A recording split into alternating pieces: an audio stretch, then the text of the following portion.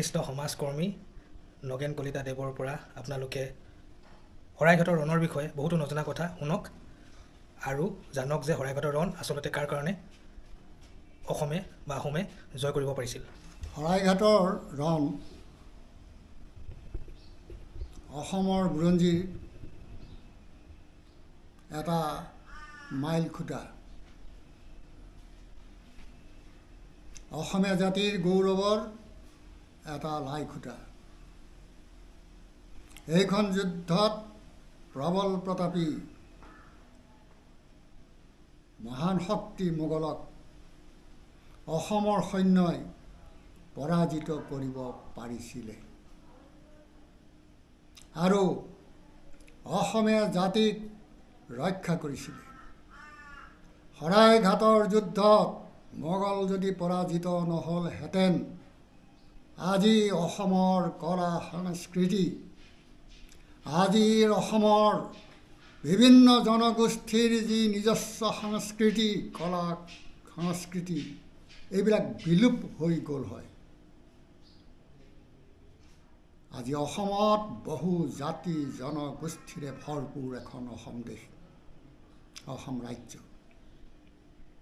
এই অসমত সকলো জনগোষ্ঠীৰ নিজস্ব ভাষা, নিজস্ব সংস্কৃতি আছে,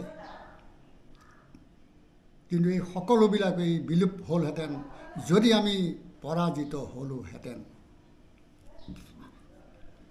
কিন্তু প্ৰবল প্ৰতাপী মহান শক্তি মোগলক পৰাস্ত কৰি এই যুদ্ধত যি জয়ৰ ধ্বজা উৰুৱালে, এই জয়ৰ ধ্বজা উৰুৱালে একমাত্ৰ অসমৰ যি প্ৰধান সেনাপতি আছিলে যুদ্ধৰ, লাচিত বৰফুকন। লাচিত বৰফুকনৰ নেতৃত্বত এই যুদ্ধত, শৰাইঘাটৰ যুদ্ধত অসমীয়া জাতিয়ে নিজক ৰক্ষা কৰিব পাৰিলে। শৰাইঘাটৰ যুদ্ধৰ এই মহান বীৰজন সদায় অমৰ হৈ থাকিব অসমৰ বাবে, ভাৰতৰ বাবে, পৃথিৱীত সদায় অমৰ হৈ ৰ'ব লাচিত বৰফুকন। লাচিত বৰফুকনৰ জন্ম হৈছিলে গোলাঘাটত। মোমাই তামুলী বৰবৰুৱা আছিলে তেখেতৰ পিতৃ। তেখেতো আছিলে এজন ৰাজবিষয়া। কিন্তু মোমাই তামুলী বৰবৰুৱাৰ পিছত তেতিয়ালৈকে বুলি বৰফুকন বুলি কোনো ধৰণৰ উপাধি বিষয়া আহোমৰ মাজত নাছিল। একমাত্ৰ প্ৰথম বৰফুকন তেখেতেকেই আহোমসকলে পাতিছিলে। আৰু সেই সময়ত অসমখনক বিদেশী শক্তিয়ে বাৰম্বাৰ আক্ৰমণ কৰিছিলে, আক্ৰমণ কৰি পৰাজিত কৰিছিলে, অসমখনক পৰাজিত কৰিছিলে। কেনেকৈ? মীৰ জুমলাই কৰিছিলে। তাৰপিছত মীৰ জুমলাই অসমৰ সংস্কৃতিৰ যথেষ্ট ক্ষতি কৰি থৈ গ'ল। তাৰপিছত মোগলেও আক্ৰমণ কৰিছিলে। মোগলেও আক্ৰমণ কৰি সেই সময়ৰ ৰজা জয়ধ্বজ সিংহ আছিলে। জয়ধ্বজ সিংহ পলাই গুচি গ'ল নগাপাহাৰত। নগাপাহাৰতেই তেওঁৰ মৃত্যু হ'ল। তেওঁৰ পিছতেই যিজন ৰজা হ'ল চক্ৰধ্বজ সিংহ। চক্ৰধ্বজ সিংহ স্বাধীন যেতিয়া আছিলে কেতিয়াও লোকৰ গোলামী সহ্য নকৰে, কিন্তু তেওঁ কৰতলীয়া ৰজা আছিলে। তেওঁলোকক কৰ দিবলগীয়া হৈছিলে। জয়ধ্বজ সিংহৰ দিনত পৰাজিত হোৱাত মোগলক কৰ দিব লাগে, কৰতলীয়া ৰজা আছিলে চক্ৰধ্বজ সিংহ। কিন্তু পৰাজয় স্বীকাৰ কৰিব নোখোজা চক্ৰধ্বজ সিংহই বহু চেষ্টা কৰিছিলে অসমৰ স্বাধীনতাৰ কাৰণে, মোগলৰ পৰা কেনেকৈ অসমখন স্বাধীন কৰিব লাগিব তাৰ কাৰণে চিন্তা কৰিছিল। তেওঁ যুদ্ধৰ কাৰণে সদায় সাজু হৈছিলে, কিন্তু মহান প্ৰতাপী মোগলৰ লগত যুদ্ধ কৰিবলৈ অসমৰ তেতিয়া কোনো ধৰণৰ শক্তি নাছিল। মন্ত্ৰীসকলে তেওঁক বুজাইছিলে যে এতিয়া আমাৰ যুদ্ধ কৰিবৰ সময় হোৱা নাই। সেইকাৰণে যুদ্ধখন পিছলৈ আনিবৰ কাৰণে খেতি বাতি অস্ত্ৰ শস্ত্ৰ ইত্যাদি বঢ়াবৰ কাৰণে বহু কৌশল কৰি মন্ত্ৰীসকলে সময় ল'লে আৰু যুদ্ধ পিছলৈ আনিলে আৰু শেষত গৈ যুদ্ধ কৰিবলগীয়া হ'ল। সেই যুদ্ধৰ সময়ত এই যুদ্ধখন হৈছিলে 1671 চন। 1671 চনত শৰাইঘাটৰ ৰণ হৈছিল। নেতৃত্বত আছিলে অসমৰ সেনাপতি আছিলে বীৰ লাচিত বৰফুকন। এই বীৰ লাচিত বৰফুকনক অসমৰ সকলো জনগোষ্ঠীয়ে সহায় কৰিছিলে। অসমৰ সকলো ৰাইজ একত্ৰিত হ'ব পাৰিছিলে, এক হৈছিলে, এক হৈ যুঁজ দিবলৈ আগবাঢ়িছিলে। আৰু মোগলৰ লগত আছিলে 3 লাখ সৈন্য, 3 লক্ষ সৈন্য আনিছিলে মোগলে। বোমা বৰটোপ নানান ধৰণৰ যুদ্ধৰ অস্ত্ৰ লৈ ব্ৰহ্মপুত্ৰৰ নদীৰ কাষত সিহঁতে চাউনি পাতিলে। এই যুদ্ধত সহজে কিন্তু জয় কৰিব পৰা নাযাব, কাৰণ মোগলৰ শক্তি মহান। 3 লাখ সৈন্য আৰু অসমৰ সৈন্য কিমান আছিলে? অসমৰ সৈন্য আছিলে মাত্ৰ 1.5 লাখ। আধা সৈন্যৰ সৈতে যুদ্ধ কৰিব লাগিব আৰু মোগলক পৰাজিত কৰিব লাগিব। আৰু মোগলক পৰাজিত কৰিবলৈ যাওঁতে সেই সময়তেই আমি স্বীকাৰ কৰিব লাগিব যে মোগলৰ লগত যুদ্ধ কৰিবলৈ যাওঁতে লাচিত বৰফুকনৰ দ্বিতীয় সেনাপতি আছিলে বাঘ হাজৰিকা। বাঘ হাজৰিকা এজন মুছলিম লোক, মুছলিম ধৰ্মৰ লোক। কিন্তু মুছলিম ধৰ্মৰ লোক হৈও তেওঁ যুদ্ধ কৰিছিলে মুছলমানৰ বিৰুদ্ধে। মুছলমানৰ বিৰুদ্ধে লৰাই কৰিছিলে। আৰু তেওঁ নোহোৱাহেঁতেন কিন্তু যুদ্ধত জয় নহ'লহেঁতেন। বাঘ হাজৰিকাৰ যি নেতৃত্ব আছিলে, ই সদায় ঐতিহাসিক নেতৃত্ব।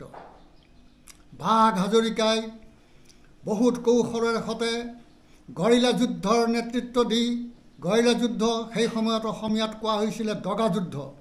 গৰিলা যুদ্ধক অসমীয়াত দগা যুদ্ধ বুলি কয়। সেই সময়ত দগা যুদ্ধ কৰিছিলে, গৰিলা যুদ্ধ। গৰিলা যুদ্ধৰ নেতৃত্বৰে পাহাৰ পাৰ হৈ মোগলৰ সেনাপতিসকল ৰাতি শুই থাকোঁতে নদীয়েদি পাৰ হৈ আন্ধাৰৰ সুযোগ লৈ বোমা বৰটোপত পানী ভৰাইছিলে তেওঁৰ নেতৃত্বত। বোমা বৰটোপবিলাক অচল কৰিছিলে বাঘ হাজৰিকাৰ নেতৃত্বত, আৰু সেইবিলাক অচল হৈ গ'ল। আৰু দগা যুদ্ধৰ অন্যতম কৌশল কৰিছিলে, এটা কৌশল কৰিছিলে শৰাইঘাট দলঙৰ কাষত এতিয়াও যিটো পাহাৰ আছে, সেই পাহাৰৰ ওপৰত বহুতো মানুহক গোলাঘাটত অসমৰ সেনাৰ প্ৰশিক্ষণ দিছিলে, যুদ্ধৰ প্ৰশিক্ষণ দিছিলে। বোমা বৰটোপবিলাক তাতেই বনাইছিলে গোলাঘাটত। আৰু গোলাঘাটতেই কিন্তু বীৰ লাচিত বৰফুকনৰ জন্ম জেগা। তাৰ পৰাই সকলো অস্ত্ৰ শস্ত্ৰ চালান হৈছিলে। তাতেই ট্ৰেইনিং কৰিছিলে সৈন্য বাহিনীক, আৰু তাত এটা ট্ৰেইনিং দিছিলে। সেই ট্ৰেইনিংটো আছিলে কি? ভূত প্ৰেতৰ ট্ৰেইনিং। বহুতো মানুহক গাত ছাই সানি ভূতৰ দৰে তৈয়াৰী কৰি সেইবিলাকক ভূতৰ ট্ৰেইনিং দিছিলে। আৰু ভূতৰ ট্ৰেইনিংবিলাক দি সেই পাহাৰলৈ লৈ গৈছিলে, ওখ পাহাৰলৈ। আৰু ৰাতিৰ জোনাকৰ ৰাতি সেই পাহাৰত ভূতবিলাক এৰি দিছিলে। আৰু সেইবিলাক ভূত দেখি সৈন্যবিলাক বেহুচ হৈছিলে। মোগলৰ সৈন্যই ভূত দেখি বেহুচ হৈছিলে, কিন্তু ভূতবিলাক ভূতৰ সৈন্য বনাইছিলে। গতিকে এই যুদ্ধত সাংঘাতিকভাৱে কৌশলগতভাৱে অৱলম্বন কৰি মোগলক পৰাজিত কৰিছে। চাইক'লজিকেল ৱাৰ বুলি কয়, মানসিকভাৱে সিহঁতক ভয় খুৱাইছে। আৰু আনহাতেদি ৰাতিৰ আন্ধাৰত নদী পাৰ হৈ নৌকাত পাৰ হৈ শুই থকাৰ সুযোগ লৈ হিলৈ বৰটোপত পানী ভৰাই থৈ আহিছে। ই এটা দগা যুদ্ধৰ এটা কৌশল। এইবিলাক কৌশলত নেতৃত্বত আছিলে বাঘ হাজৰিকা। গতিকে এই যুদ্ধত পৰাজিত কৰিবৰ কাৰণে আটাইতকৈ ডাঙৰ কৌশলটো লৈছিলে আহোম সৈন্যই, যে ব্ৰহ্মপুত্ৰ নদী যাতে পাৰ হ'ব নোৱাৰে। সৈন্যবিলাক মোগল সৈন্য যাতে ব্ৰহ্মপুত্ৰ পাৰ হ'ব নোৱাৰে, ব্ৰহ্মপুত্ৰ নদীতেই সিহঁতক যুদ্ধ কৰিব লাগিব, বাধা দিব লাগিব। আৰু ব্ৰহ্মপুত্ৰ নদীৰ যি কাৰেণ্ট, তীব্ৰ মানে কাৰেণ্ট ব্ৰহ্মপুত্ৰ নদীৰ, ভাৰতবৰ্ষৰ অন্য নদীবিলাকতকৈ ব্ৰহ্মপুত্ৰ নদীৰ কাৰেণ্ট বহুত বেছি। গতিকে সেই সৈন্যবিলাকে এই নদীত সাঁতুৰিব নোৱাৰে, কাৰেণ্টৰ লগত মোকাবিলা কৰিব অভিজ্ঞতা নাই। গতিকে এই নদীখনকেই লৈছিলে যুদ্ধৰ অস্ত্ৰ হিচাপে। আৰু নৌকা নৌযুদ্ধতেই আমাৰ জয় হৈছে। নৌকা যুদ্ধত পৰাজিত হৈছে মোগল। নৌকা যুদ্ধত পৰাজিত হোৱা নহ'লহেঁতেন তেতিয়া পাৰ হৈ অহাহেঁতেন, কিন্তু বাধা দিব নোৱাৰিলেহেঁতেন। নৌকা যুদ্ধত পৰাজিত হ'ল, তীব্ৰ পানীৰ সোঁত, আনহাতেদি পাকৈত অসমীয়া নৌ সৈনিক, অসমীয়া সৈন্যবিলাকে সকলোৱে নাও বব জানে, পাকৈত সেনা। গতিকে এই পাকৈত সৈন্যই নৌযুদ্ধত পৰাজিত কৰিলে মোগলক। মোগলক পৰাজিত কৰিলে একমাত্ৰ নৌযুদ্ধত, নৌকা যুদ্ধত। আৰু এই নৌকা যুদ্ধত পৰাজিত হৈ পিছ হুঁৱকি সিহঁত যাবলৈ বাধ্য হ'ল, আহিব নোৱাৰিলে পাৰ হৈ। গতিকে মোগল সৈন্যক পৰাজিত কৰা সহজ কথা নাছিলে। আৰু ইয়াত আটাইতকৈ ডাঙৰ শক্তিটো হ'ল অসমৰ সেই সময়ত থকা যিখিনি মানুহ আছিলে অসমৰ মাটিত, এই মানুহখিনিৰ মাজত দেশপ্ৰেম ইমান বেছি আছিলে যে এক আছিলে, সকলো মানুহ এক হৈ আছিলে, একতাত আছিলে। মানুহৰ মাজত কোনো ভেদাভেদ নাছিল, সকলো মানুহ এক। সেই সময়ত থকা মুছলিম মানুহখিনিও অসমীয়া জাতিৰ হকে একেলগ হৈ যুঁজ কৰিছিলে। সেইকাৰণে এই যুদ্ধত এই যে জাতীয় যিটো ঐক্য, জাতীয় যিটো শক্তি, এই শক্তিটো উল্লেখযোগ্য। আৰু মানুহৰ ত্যাগ। অসমৰ সৈন্য 1.5 লাখ সৈন্য আছিলে। 1.5 লাখ সৈন্যৰ যিবিলাক কাপোৰ কানি, সকলো কাপোৰ কানি অসমীয়া শিপিনীয়ে ঘৰত বৈ উলিয়াই দিছিলে। ঘৰতে কাপোৰ বৈ সৈন্যৰ ড্ৰেছবিলাক তৈয়াৰী কৰি দিছিলে সকলো মানুহে। অস্ত্ৰ শস্ত্ৰ যিমান য'ত লাগে ৰাইজে যোগান দিছিলে। ঐক্য আছিলে মানুহৰ। যুদ্ধত মানুহৰ ঐক্যটো ডাঙৰ বস্তু। গতিকে ঐক্যটো আছিল, লগতে ত্যাগ আছিল, আৰু লগতে সেনাপতিৰ মহান ত্যাগ আছিল। মোগলৰ সৈন্য মোগলক পৰাজিত কৰিবলৈ যাওঁতে যেতিয়া মোগল সৈন্যবিলাক আগবাঢ়ি আহি আছিলে, তেতিয়া বীৰ লাচিত বৰফুকনৰ নৰিয়াত পৰি আছিলে। যুদ্ধত তেওঁ যাব পৰা নাছিল। তেওঁৰ লগত মাত্ৰ 3-4জন মানুহ আছিলে। সুধিলে যে কি হৈছে, বোলে তেওঁলোক আহি আছে। তেতিয়া তেওঁ ক'লে, মোক নাৱত উঠাই দিয়া, মোক নাৱলৈ লৈ যোৱা। 4জন মানুহে তেওঁক নাৱলৈ লৈ গ'ল। এজন বীৰ যোদ্ধা, এটা জাতি উদ্ধাৰ কৰিবলৈ নিজৰ জীৱন উৎসৰ্গিত কৰি কেনেকৈ নাৱলৈ তেওঁক দাঙি লৈ গৈছে, নাৱত তেওঁক ৰাখি থৈছে। নাৱত যেতিয়া উঠাই দিলে, সৈন্যবিলাকে বিৰাট সাহ পালে। অসমীয়া সৈন্যই দুগুণ উৎসাহেৰে যুঁজ দিলে। অসমীয়া সৈন্যই সৈন্যৰ এই শক্তি তেওঁ বঢ়াই দিলে।